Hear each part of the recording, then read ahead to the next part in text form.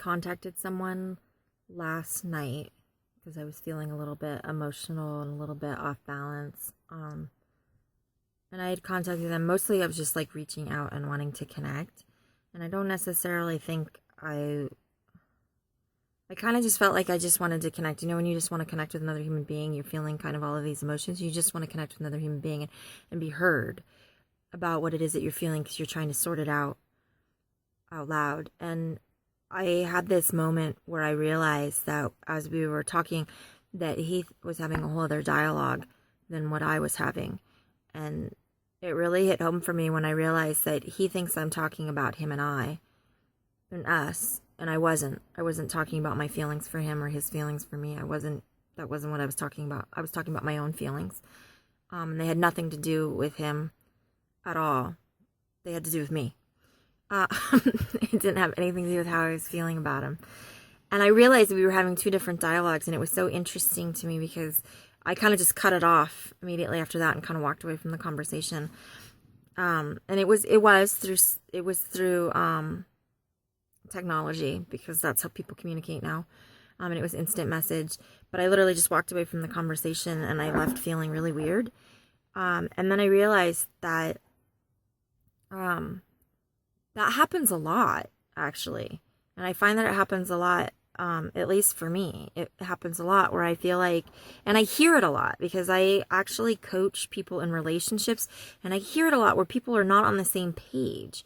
They're not actually actively listening to each other. They're listening to what people are saying, but not really, because they're listening to what people are saying and how it pertains to them, because they automatically assume because they're talking to you that it must pertain to them, because why else would you be talking to them? And sometimes we just want to be heard and we just want to be validated. And sometimes we're reaching out just to connect to another human being.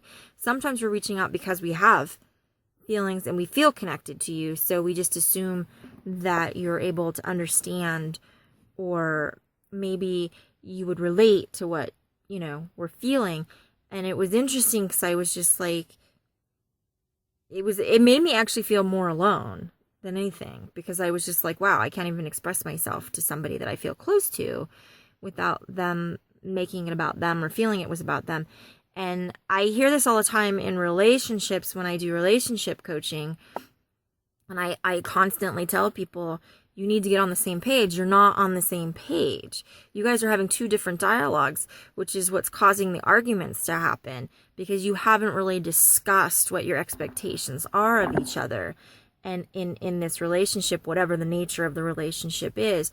And too often than not, we're not listening actively. And there's a difference between actively listening and actually listening.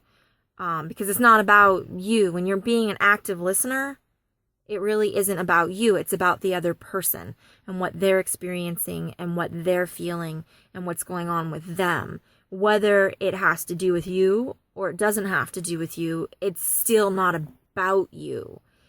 It's about them and their feelings. And to be an active listener, you have to separate your emotions and attachment to that, to actually listen to what it is they're saying and be empathetic and compassionate about what it is that they're experiencing, so that you can actually be a good friend or a good lover or whatever your relationship is with them, but mostly a good person and a good friend to them. Because even as lovers, you should still be able to be an active listener and a good friend to your partner.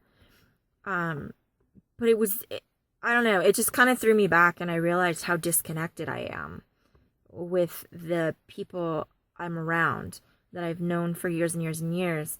And it's definitely something that I've talked about numerous times with my older sister, is the more I reconnect with those around me, the more disconnected I feel, because I feel like I'm not being heard, or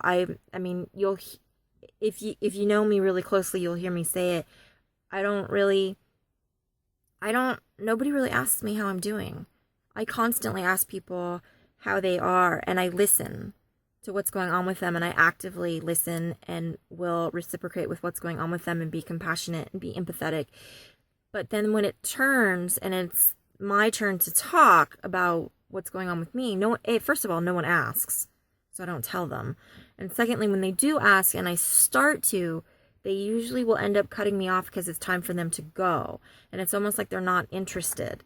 And so I feel more disconnected because I feel like I'm able to hear and understand what they're going through, but I feel like everyone's in the rat race and in that process of being so self-involved with what's going on with them because they're going through issues, or, you know, they're just in the fast lane and things are moving so quickly that they don't have time.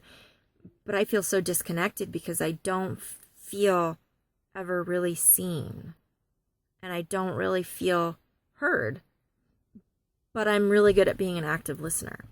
And I don't blame them because I remember being like that myself, 10, 11 years ago. But that's not where I'm at now. And so I feel like the more I try to reconnect, the more disconnected I actually feel inside. It's interesting. I don't know. Do any of you guys feel that way sometimes?